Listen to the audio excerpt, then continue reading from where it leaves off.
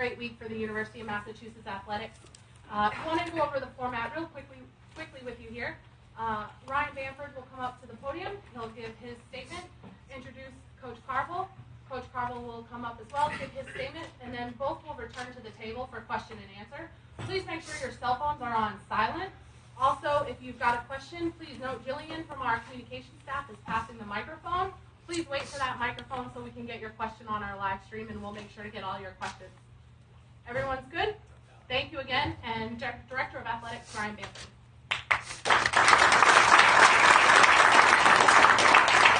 Thank you, Molly.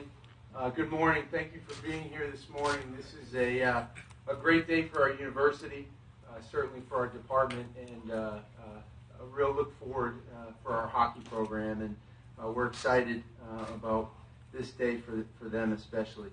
I'd like to take the opportunity to start with a few thank yous as we commence the press conference here this morning.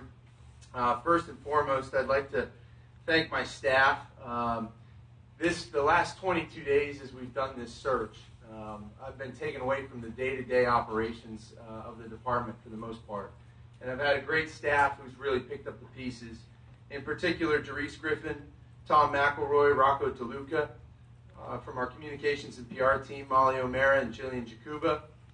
My administrative assistant, Val McKemmy, who's answered a lot of emails and phone calls about this job. Rob Peterson, our CFO, and our HR specialist assistant AD, Kevin Wisman. Thank you to them especially. Also to our hockey staff, when you make a coaching change, there's a lot that goes on in the transition period. And our assistant coaching staff and our director of operations have done a nice job in that transition, keeping our student athletes focused on academics, being in the strength and conditioning room, and working outside of the sheet of ice. And in particular, Ryan Miller, Joey Gasparini, and Graham Johnson, I'd like to thank them for their work during this transition.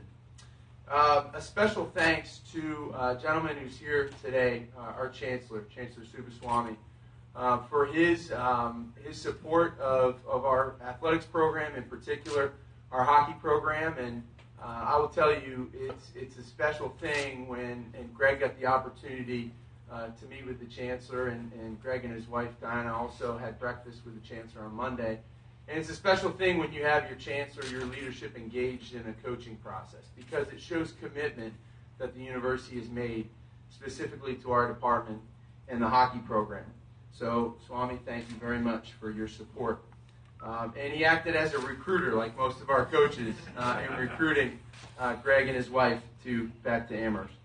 Also to President Meehan and Jim Julian in our system office, great supporters of ours in this university, and we're going to have the opportunity to meet them this afternoon and introduce them to Greg. I'd like to thank them. I'd also like to thank our Vice Chancellor for University Relations, John Kennedy, our faculty athletic rep, Rebecca Spencer, who were part of this process as well. Really good advisors. Were able to meet with Greg and help us through this process. And lastly, I'd like to thank our supporters, our fans, especially our hockey alumni.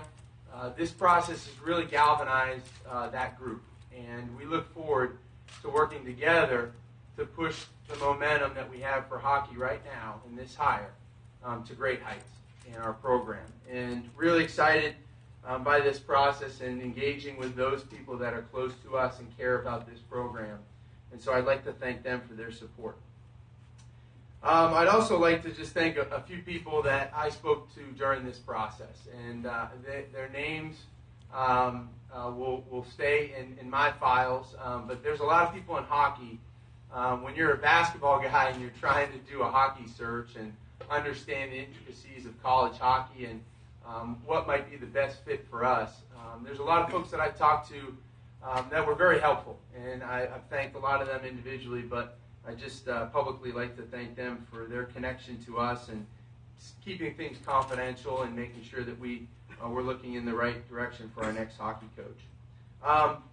This search took 22 days, and I will tell you that the first 7 to 10 days, it was really important for me to understand as much as I could about our hockey program and about how people internally viewed us, what our student athletes were feeling, and what people externally were saying about us. Because it was important for me to know what we were before we could figure out where we wanted to go with our next hire. And as part of that search, as part of that process, it was an enlightening 7 to 10 days, and I took some great notes and figured out that we needed a leader. We needed a teacher, a recruiter, someone who could be a role model for our young men, a hard worker, a strategist, a communicator, and a coach who could be a good teammate in our department and a partner as we build a championship caliber program. And so that led me to Greg Carvel. And I'm going to aggregate some of the things that people said about Greg, and those qualities that I just mentioned all came through when I discussed Greg with other folks. They said he's extremely well prepared. His teams play hard, they play with a purpose, and they play with a great sense of pride. He's tough but fair. He'll develop a program, not just good teams. He's smart, and his teams are smart. They don't beat themselves. And he is a student and teacher of the game of hockey. And most important to me was something that I got from somebody who I really trusted, who knows Greg pretty well. And this resonated. And I didn't hear this about every candidate, but I heard it especially, and it rang true with Greg, and it was compelling. And that was that Greg's a great human being. He's somebody who you want to work with every day. He cares genuinely about people and about relationships. And that was real. That was something substantive that I really latched onto. So you've read a lot about the things that Greg has done in hockey, and I'm not going to go through all of those, the 300-plus wins as an assistant in the NHL, the 2 Stanley Cup appearances. He's worked for some great hockey minds, and Joe Marsh and Mike Babcock and Brian Murray. His work at St. Lawrence is nothing short of remarkable. He's done a great job to turn that program around in 4 years. And one of the best things that you can do as an AD when you're looking at this hire, when you're looking at any hire, is to ask yourself 2 questions.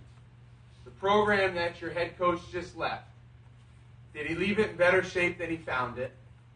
And were they disappointed to see him go? And a resounding yes was the answer in both cases.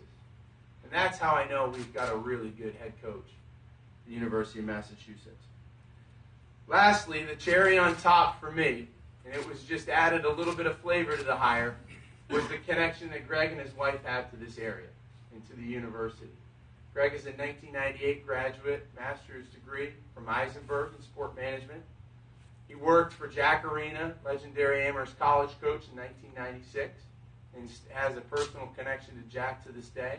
His wife Dinah is from in the Amherst area and has roots in this community. Her dad was a professor of philosophy here at the university. So that just added to the wonderful resume that Greg brought to this university. So it's my pleasure to welcome Greg, his wife Dinah, and their kids, Catherine, Ava, and Drew, back to Amherst. It's a special day for this university, an exciting day for our department and the future of our hockey program. It's with great pleasure that I introduce the 14th head coach of ice hockey at the University of Massachusetts, Greg Carvel.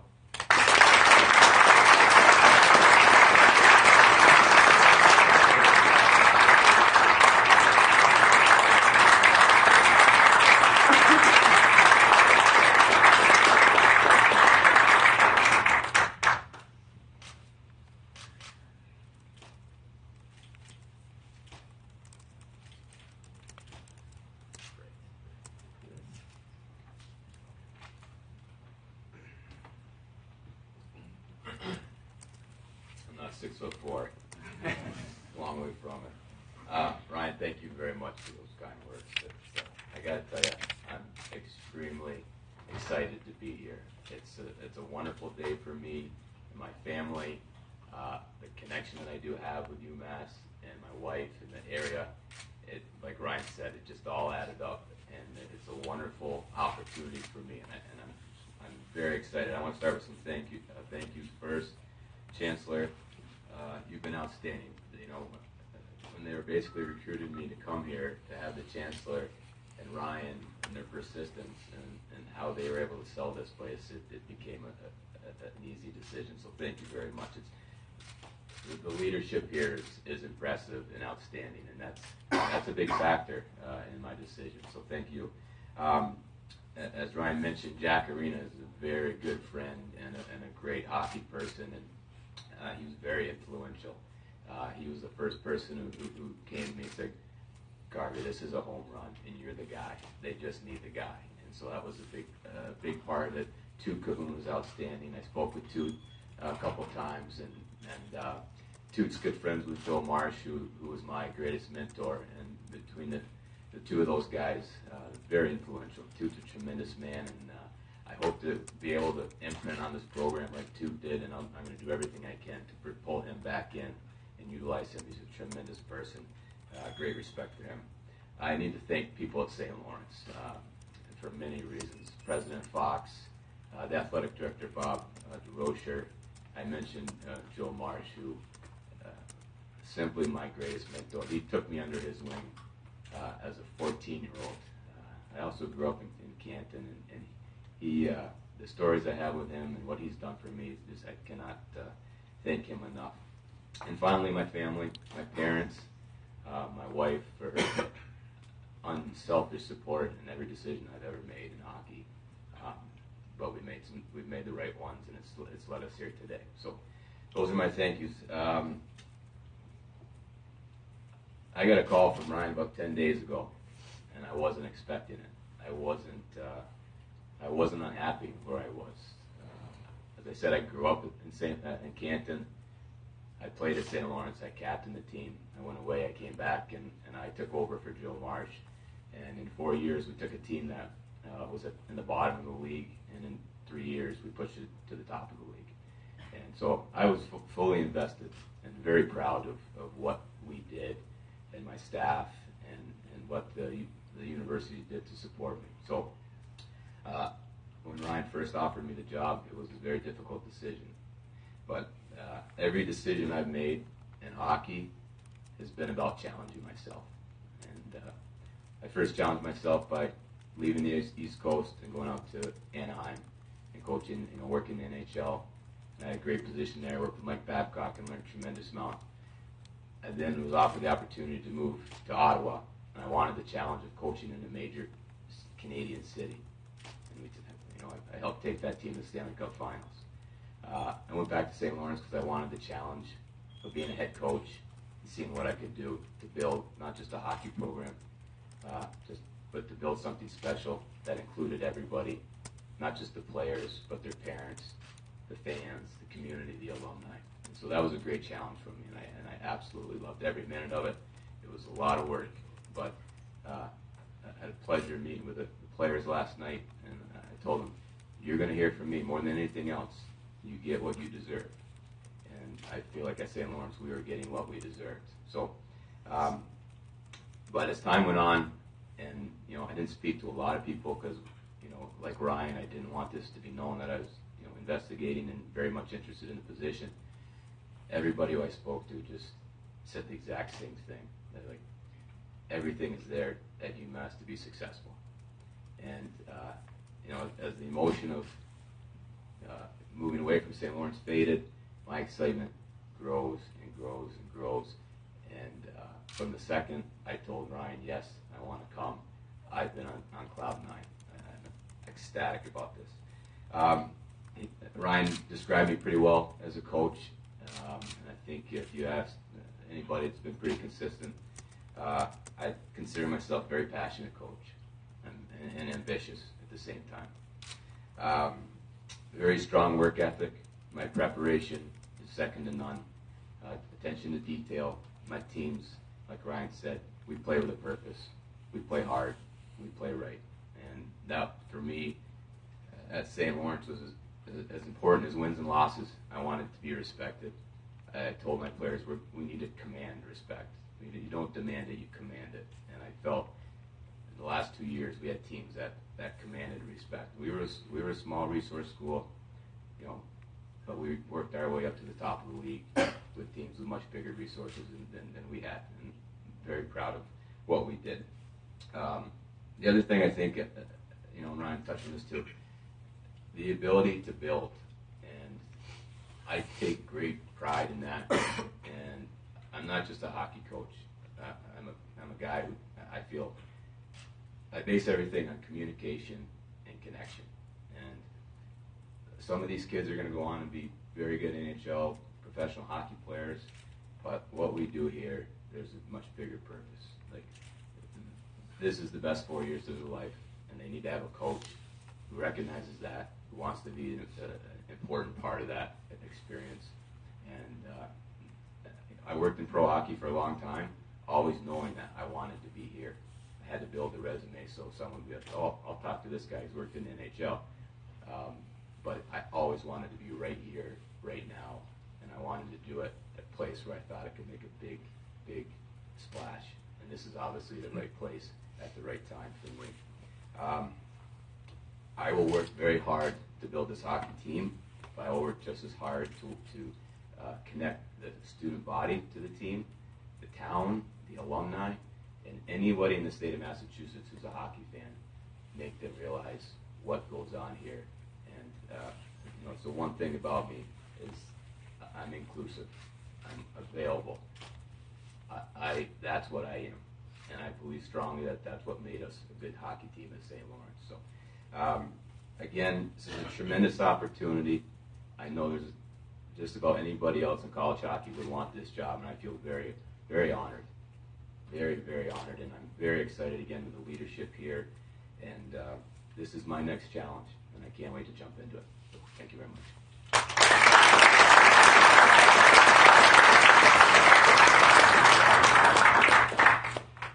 We're going to start with some questions. If you've got a question, please raise your hand and wait for the microphone, and Jillian will come to you. Please introduce yourself to Coach. Coach Matt Couture from the Daily Hampshire Gazette. What's the first task? What's tomorrow or the first day you're back after getting settled? What's the first thing that needs to be addressed? There's a lot. There's too much right now on my mind. I've got to get my family settled, which is a big part of it. But before I do that, I got to get a lay of the land. I got to meet staff. It was tremendous last night meeting the players, and there's a lot of give and take. I wanted to know what they felt about the program, what they felt needed to be done here. So I need to speak to a lot of people. Ryan's been outstanding, and the staff, everyone that I've met here in short order. But I really got to get control of players, recruits, start with the team, and then kind of build out from there, from assistant coaches to support staff. And that'll be my first steps. I'll probably spend the next couple of weeks getting that straightened out. In your estimation, what's the magnitude of the building job? Is this an overhaul? Is it tweaking somewhere in the middle? Part of the appeal was I was told that there's a lot of talent here, and so there's such parity in college hockey. If there's talent, and you have to have much more than talent. I spoke to the guys last night about how will and character is just as important as skill. And so I got to find out what we have here. I've asked people I respect about what is here, and they say that they don't think it's a huge rebuild, but at the same time it is. I mean, when you finish where you did in the league, it's there's a lot of improvement. So it's work. That's fine. I just went through this, and I think this team's in a better situation than the one I came into at St. Lawrence.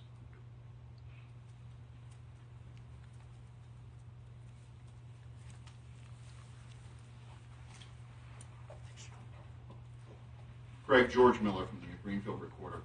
Certainly a dozen years of NHL experience has distinguished you from other candidates in this process and also distinguishes you from your predecessors in this particular job. How have you found that those 12 years translated at the college level in terms of coaching, in terms of player development? How did you find that over the last 4 years at St. Lawrence, and how do you see it going forward? It's a huge asset in many ways. I'll start with recruiting. It's easy to tell a defenseman that you've coached Derek Carlson. It's easy to tell, I've coached the Danny Chara. I think I can handle you. I learned a tremendous amount there. I worked with Mike Babcock. I went to Stanley Cup Finals with Mike Babcock and stood on the bench with him.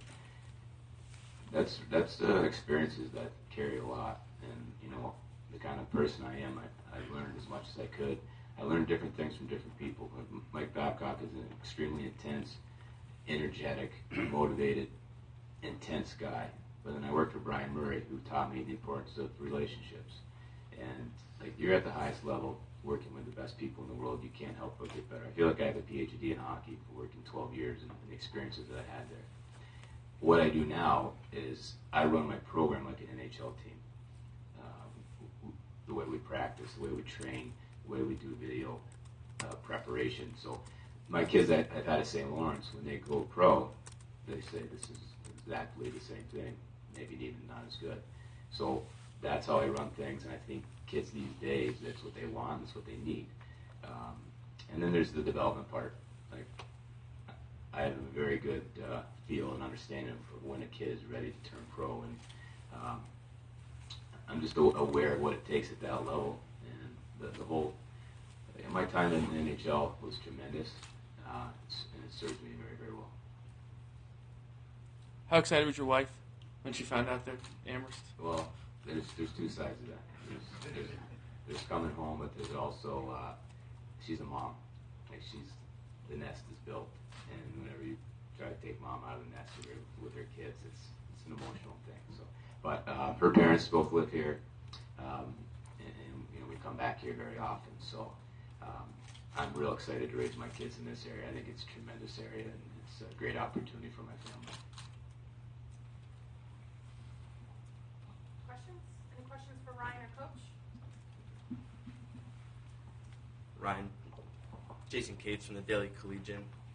You're vocal on Twitter with the fans, so how does it feel to hear Greg say he wants to get that sense of community? Oh, it's great, and we, we talked a lot about that in the process. First time we met was last Wednesday night, and we met for 3 hours, I think, and felt like 10 minutes. It was a great conversation and building engagement with our students and this community and our alumni, having a presence in this state, which is a state that cares about hockey, very important. And he recognizes it. He recognizes it because he's been here. He's seen it. And he understands that. And that was, to be honest with you, when I did my homework on him, that was a strength of his at St. Lawrence. He is a unifier. He is somebody, and our tagline is Unite the Masses. He's somebody who can do that. And that really resonated with me in this process. It was very important. Ryan, was there a moment in the interview or something that he said that you thought that something clicked and you started thinking this is the guy?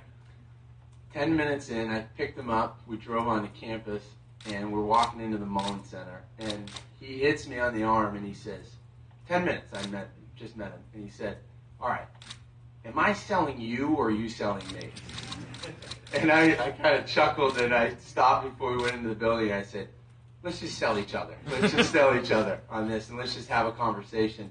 And it immediately, I think from there, through the whole process, I was very honest with him about what we were and where we're going and what my intentions are for this hockey program. And he was very forthright on how to build the program and how he's done it. And that started it, and the conversation again. 3 hours, I took him away from his family, who was here with him in Amherst, and I said, shoot, it's 9 o'clock, you gotta get home. So it was a great conversation, and from there it just that was literally a week ago, and it just took off from there. I knew we had our guy, and I just had to make sure that we could recruit him and secure him to the position.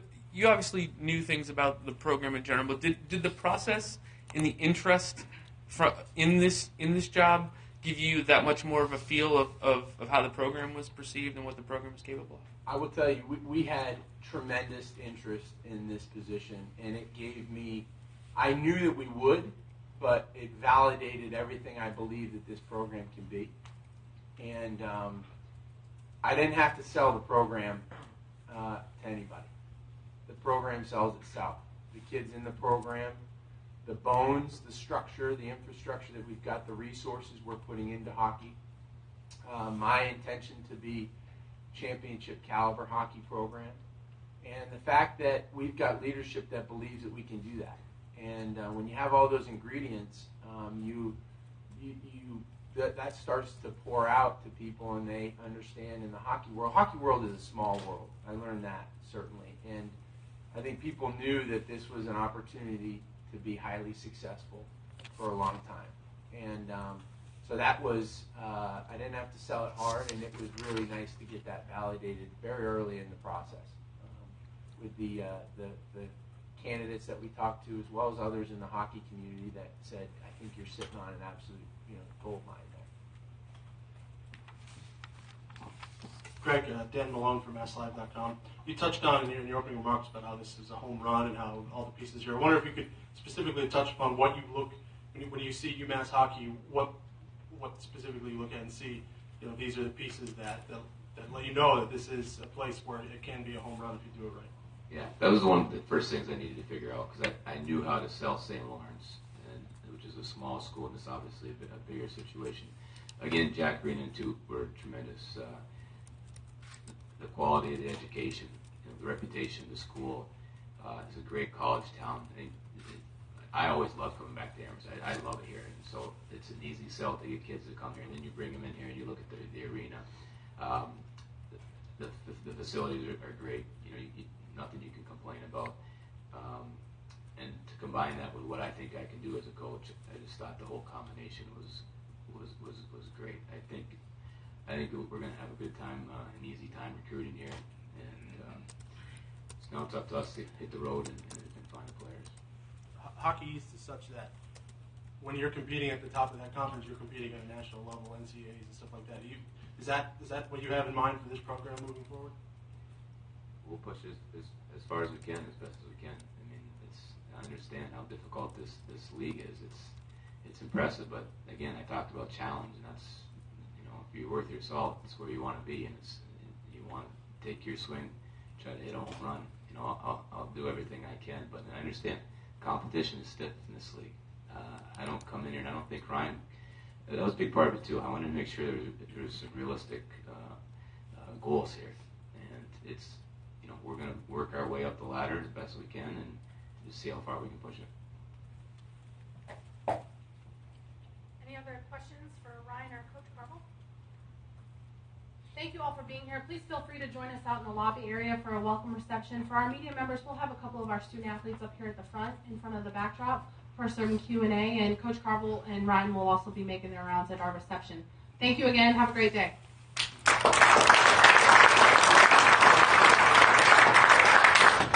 You're good. Oh.